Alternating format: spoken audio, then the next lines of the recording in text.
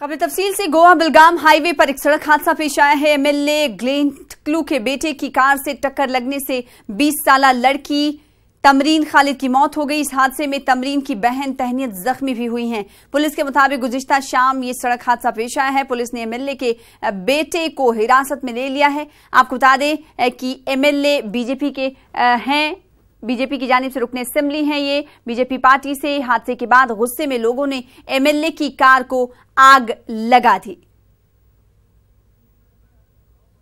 इस खबर पर मजीद अपडेट हासिल करने के लिए रुख कर लेते हैं बेंगलुरु का। हमारे साथ हमारे नुमाइंदे रऊफ जुड़ चुके हैं। रऊफ, ये हादसा कल का है, कहा जा रहा है कि एमएलए के बेटे को भी हिरासत में ले लिया गया है, और उस बच्ची की तबीयत कैसी है जो हादसे का शिकार हुई? साथ ही साथ बताइएगा कि पुलिस की जानिब से अब तक क्या कुछ कार्रवाई की गई है हिरासत में लेने के बाद?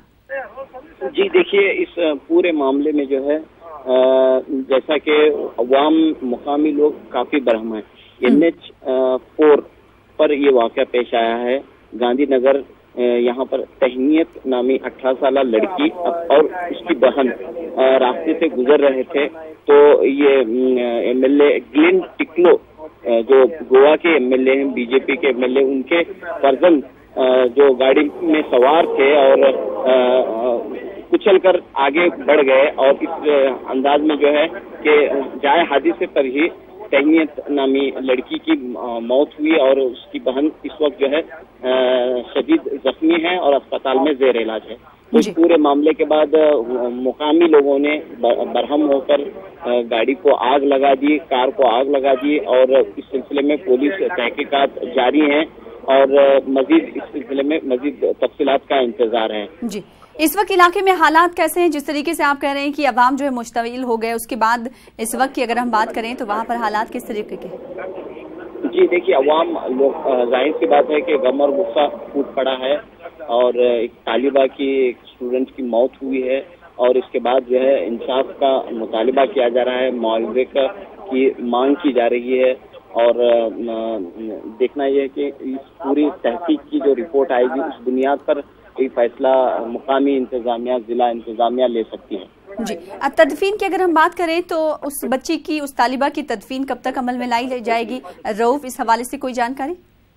जी अभी तक कहा यह जा रहा है कि शाम तक जो है तदफीन अमल में आएगी, और यहाँ पर जो है पूरी तफसीलात हासिल की जा रही हैं। जाए वाक़े का जो है पूरा जायजा लिया गया है जहाँ पे हादसा पेश आया था। इसके बाद जो है कोई हतमी जो मुआवजे की मांग जो रखी जा रही है कि एक जो मौत हुई है और किसकी इसमें जो गलती, जो कसूरवार हुए हैं उसके खिलाफ सजा की मांग भी की जा रही है। जी रऊफ, एक सवाल यहाँ पर ये भी करना चाहेंगे, जिस तरीके से कायल टिक्लू जिसकी कार की जद में तालिबा आई जिसके बाद उसकी मौत हो गई, वो हिरासत में है। अभी पुलिस की जानिब से क्या कुछ कहा जा रहा है? क्या उसे गिरफ्तार करने की भी पुलिस तैयारी कर रही है? जी बिल्कुल, क्योंकि ये एक जो है हाई प्रोफाइल केस है। एक एमएलए का बेटा जो है इस वक्त पुलिस की हिरासत में है, तो जाहिर सी बात है कि यहाँ पर सियासी दबाव भी कहीं न कहीं काम करता है, लेकिन मुकामी लोगों की ये मांग है कि इस पूरे मामले में जो है इंसाफ से काम लिया जाए, कोई ऊंच नीच या कोई किसी का इन्फ्लुएंस न देखा जाए, और इसके बगैर जो है पुलिस किसी भी दबाव में आए बगैर कार्रवाई करे, ये मांग की जा रही है। जी, एमएलए की अगर बात करेंगे, जिस तरीके से ये गोवा के एमएलए हैं, क्या उनकी जानिब से या फिर बीजेपी की जानिब से कोई बयान इस ताल्लुक से सामने आया है? जी अभी तक ग्लेन टिक्लू जिनका नाम है एमएलए का, तो उनकी जानिब से कोई बयान सामने नहीं आया है।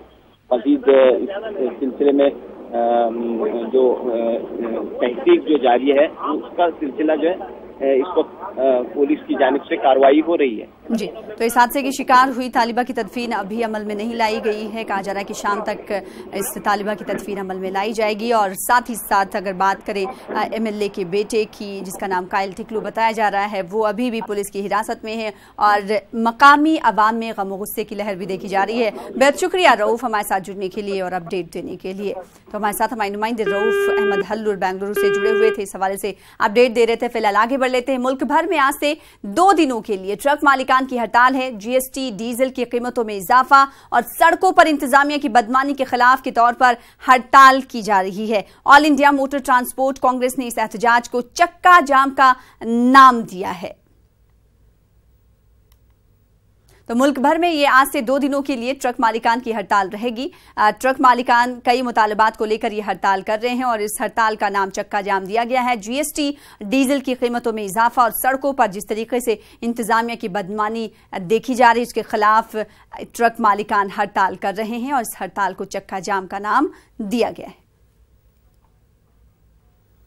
उधर सभी रियासतों की राजधानियों में आज बैंक मुलाजमीन एहतजाजी मुजाहरा करेंगे। इससे पहले दिल्ली में मुलाजमीन की तनख्वाह में इजाफे के मामले पर इंडियन बैंक एसोसिएशन यानी IBA और United forum of bank unions की बीच मीटिंग का कोई नतीजा नहीं निकला। IBA ने बैंक मुलाजमीन की परफॉर्मेंस की बुनियाद पर तनख्वाह में इजाफे की मांग को खारिज कर दिया था। हरिद्वार मातृ सदन आश्रम में तपस्या कर रहे स्वामी सानंद ने आज से पानी भी ना पीने का ऐलान किया है। स्वामी सानंद ने वजीर आजम को खत लिखकर कहा है कि अगर 9 अक्टूबर तक उनकी मांगे पूरी नहीं की गई तो अपनी जिंदगी की आखिरी सांस तक भूख हड़ताल पर वो बैठे रहेंगे। आपको बता दें कि स्वामी सानंद गंगा की सफाई और देखभाल की मांग कर रहे हैं। स्वामी सानंद के अलावा उनके बहुत से हामियों ने भी गंगा नदी के लिए अपनी जान कुर्बान करने का ऐलान कर रखा है। आज सुनंदा पुष्कर की पुरस्कार मौत के मामले में आखिरी समाअत है। गुज़िश्ता समाअत में दिल्ली हाईकोर्ट ने आखिरी समाअत के लिए आज की तारीख मुकर्रर की थी। आपको बता दें कि सुनंदा पुष्कर शशि थरूर की बीवी थी और 17 जनवरी 2014 को एक होटल में मुर्दा पाई गई थी। शशि थरूर पर उनकी मौत के लिए जिम्मेदार होने का इल्जाम है। आज हरियाणा के रोहतक में सर छोटू राम के आबाई गांव गढ़ी सांपला में उनकी 64 फुट बुलंद मूर्ति की नकाब कुशाई की जाएगी।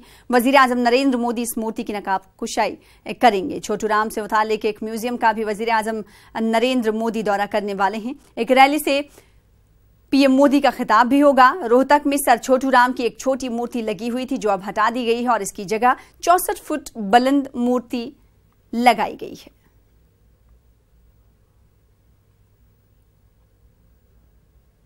उत्तर प्रदेश में 4000 प्राइमरी स्कूलों में उर्दू टीचरों की भर्ती को मनसूख कर दिया गया है। प्राइमरी एजुकेशन के chief secretary doctor Prabhat Kumar ने इस सिलसिले में अहकाम जारी किए हैं। आपको बता दें कि 2016 में समाजवादी पार्टी की हुकूमत ने उर्दू प्राइमरी टीचरों की भर्ती का फैसला किया था, लेकिन योगी हुकूमत ने बरसर इख्तिदार आते ही इस पर रोक लगा दी। योगी हुकूमत का कहना है कि स्कूलों में उर्दू प्राइमरी असातिज़ा की तादाद पहले से ही ज्यादा है, इसलिए अब मजीद भर्ती की कोई जरूरत नहीं है।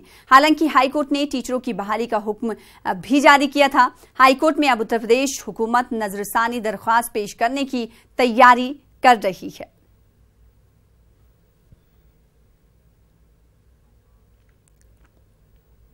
आगे बढ़ेंगे। आज से कांग्रेस सदर राहुल गांधी राजस्थान के 3 रोजा दौरे पर रहेंगे। राजस्थान के बीकानेर में आज राहुल गांधी रोड शो करेंगे और अवामी रैली से भी खिताब करने वाले हैं। इसके अलावा मंदिर में दर्शन के लिए भी राहुल गांधी जाएंगे। राहुल गांधी के इस दौरे के ताल्लुक से पार्टी ने अपनी तमाम तैयारियां मुकम्मल कर ली हैं। आपको बता दें कि 2 माह में राहुल गांधी का ये राजस्थान का तीसरा दौरा है और इस दौरे के दौरान राहुल गांधी काफी मसरूफ रहेंगे।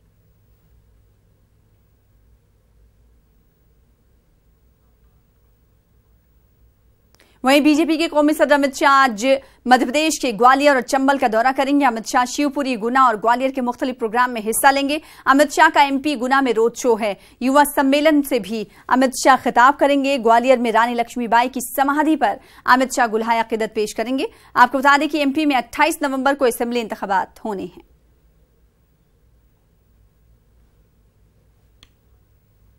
आज मुंबई के दादर में बीजेपी अरकान पार्लियामेंट और अरकान असेंबली की मीटिंग है। दादर में वाक़ बीजेपी दफ्तर में ये मीटिंग होनी है। बताया जा रहा है कि मरकजी हुकूमत के मंसूबों को रियासतों में नाफिज करने के मुतालिक ये मीटिंग बुलाई गई है। हालांकि ज़राए के मुताबिक ये भी खबर गश्त कर रही है कि 5 रियासतों में होने वाले इंतखाबात के लिए महाराष्ट्र के बीजेपी अरकान पार्लियामेंट और अरकान असेंबली को जिम्मेदारी दी जा रही है।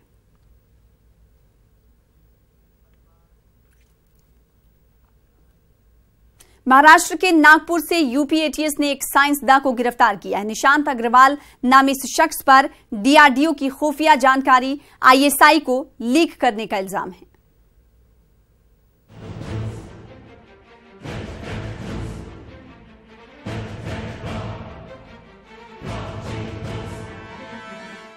महाराष्ट्र के नागपुर से मुल्क का सबसे बड़ा सिक्योरिटी इंस्टीट्यूट DRDO में ISI एजेंट को गिरफ्तार किया गया है। निशांत अग्रवाल नाम का यह शख्स ब्रह्मोस के नागपुर यूनिट में काम कर रहा था। इल्जाम है कि ब्रह्मोस मिसाइल यूनिट में काम करते हुए इसने ब्रह्मोस से मुताल्लिक तकनीकी और दीगर खुफिया इत्तलात पाकिस्तान और अमेरिका को फराहम की हैं। निशांत के बारे में बताएंगे, लेकिन उससे पहले जान लीजिए कि दुनिया के लिए क्यों अहम है ब्रह्मोस मिसाइल। ब्रह्मोस एरोस्पेस हिंदुस्तान और रूस का मुश्तरका मंसूबा है। दुनिया का सबसे तेज तरीन हथियार है। फिजा, जमीन और समंदर से फायर किया जा सकता है।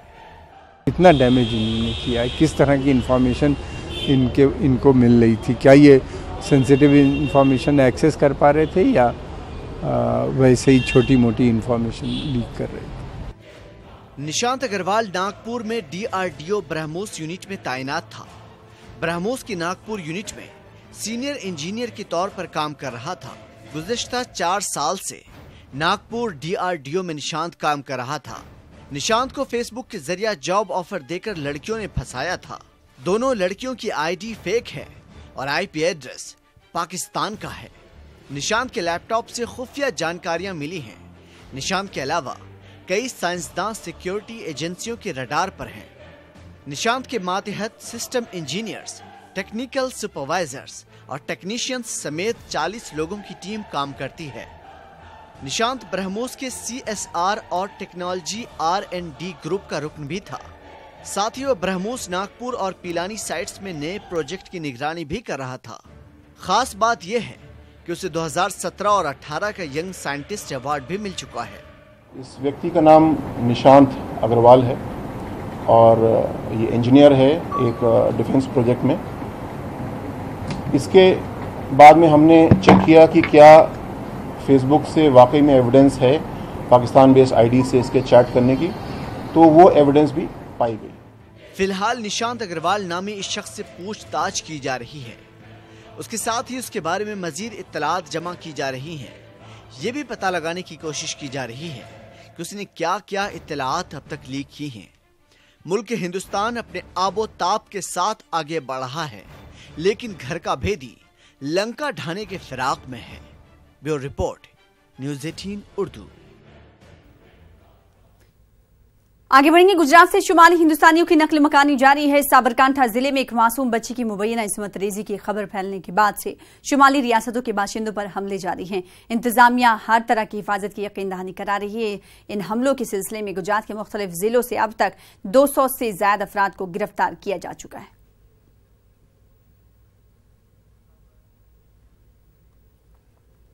इस मामले पर राहुल गांधी ने ट्वीट किया है और कहा है कि गरीबी से बड़ी कोई दहशत नहीं है और हुकूमत गुजरात में नाइंसाफियों की चश्मपोशी कर रही है। हुकूमत गुजरात पर इल्जाम सीधे तौर पर राहुल गांधी ने अपने ट्वीट के जरिए लगाया है।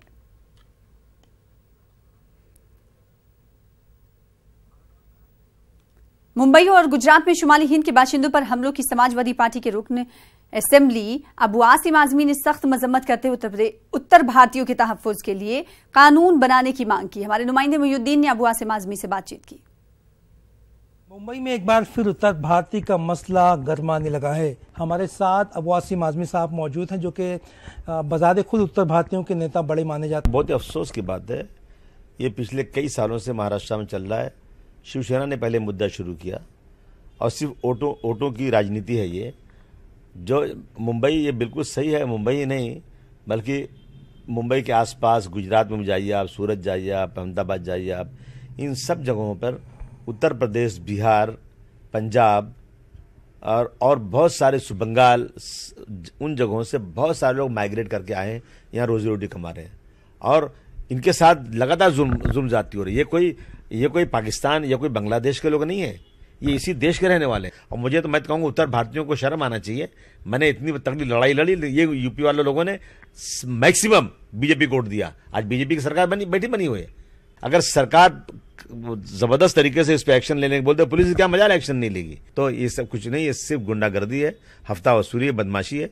इस पर सरकार को कड़ा जो है कदम उठाना चाहिए। उत्तर भारत का रहने वाला एक मजदूर जो है, उसका ताल्लुक भी हिंदुस्तान से है, मुंबई में रहने वाला एक शख्स, उसका ताल्लुक भी हिंदुस्तान से है। सवाल ये पैदा होता है कि इस तरह की चीज़ें जो है वो इलेक्शन के करीब आने से ही क्यों पैदा होती है, इस मसले का हल क्यों नहीं निकाला जा सकता।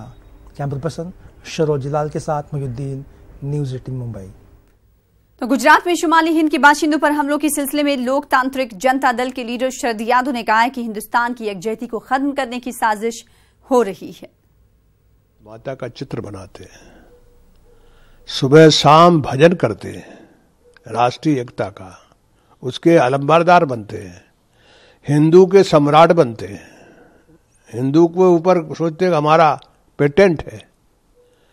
तो गुजरात की सरकार को मैं पूरी तरह से निंदा करता हूं, घोर निंदा करता हूं, और उसकी नाकाबिलियत को यानी इतिहास याद रखेगा। ये देश सबका है और सब सूबों में लोगों का अधिकार है रहने का और काम करने का। गुजरात में हो रहा है वो कभी कहीं नहीं हुआ, बंबई में होता था लेकिन लोग माइग्रेट नहीं कभी किए। वहीं इस मामले पर तेजस्वी यादव ने अफसोस का इजहार करते हुए कहा कि हुकूमत की खामोशी से बड़ी नाइंसाफी हो नहीं सकती। बिहार और यूपी के लोगों को खदेड़ा जा रहा है, भगाया जा रहा है, बहुत बड़ी साजिश है। कुछ दिन पहले गुजरात के मुख्यमंत्री रूपानी जी ने एक बयान दिया था कि 80% जो बिहार जो फैक्ट्रियों में, गुजरात के फैक्ट्रियों में जो काम करते हैं गुजरातियों को आरक्षण देंगे 80%। और आप जानते हैं कि गुजरात में भारी संख्या में बिहार के लोग जो हैं फैक्ट्रियों में काम करने का काम करते हैं। तो ये कहीं ना कहीं से, ये मुझे जो लगता है, ये षड्यंत्र है। वहीं गुजरात में शुमाली हिंदुस्तानियों पर हमलों के पस मंजर में बीएसपी सुप्रीमो मायावती ने गुजरात हुकूमत से जांच की अपील की। उन्होंने कहा है गुजरात सरकार से यह भी अपील की है कि शुमाली हिंदुस्तानियों के साथ ज्यादती नहीं होनी चाहिए। कि गुजरात में जो उत्तर प्रदेश और बिहार जो लोग हैं, तो उनके साथ में जो दुर्व्यवहार हो रहा है, मान लीजिए किसी ने कोई उधर गलत काम किया है तो कानून ये नहीं कहता कि उसकी आड़ में तो पूरे उत्तर भारतीयों के साथ आप दुर्व्यवहार करें। जिसने गलत काम किया है तो जो भी दोषी है उसके खिलाफ आप कार्रवाई करें, लेकिन उसकी आड़ में पूरे उत्तर भारतीयों के साथ जो वहाँ पर जुल्म जाती हो रही है, मेरे ख्याल ठीक नहीं है। बीजेपी की सरकार है, उनको देखना चाहिए कि उनके साथ में जाति नहीं होनी चाहिए, और जो भी लोग इसमें इन्वॉल्व हैं, और मैं समझती हूँ कि उनके खिलाफ कार्रवाई होनी चाहिए। और इसको, ये मेरी ऐसी अपील है, और इसको लेकर राजनीति करने की बजाय जो भी दोषी लोग हैं उनके खिलाफ सख्त से सख्त कार्रवाई होनी चाहिए।